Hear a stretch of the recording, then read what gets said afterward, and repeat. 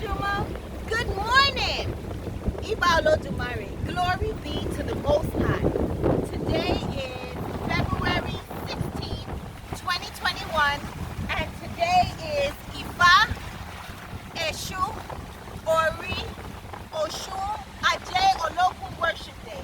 And as always, we have to be so grateful for waking up in the morning, seeing a glorious new day.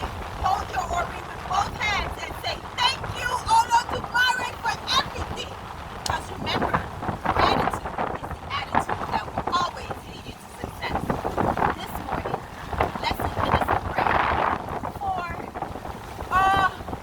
nature, for living on the edge, for being who you want to be without regret, without holding back, without having to explain yourself, but living for you, finding your true happiness, enjoying what Olodumare has given you, and appreciating it. So today is for you. The self-love, the nature watcher, the nature appreciator. To be in nature is one of the greatest gifts Olodumare has given us. So if you're appreciating it, indulging in it, and just living life to the fullest, this prayer is for you. So with that being said, I pray for all of you who lack, for all of you who need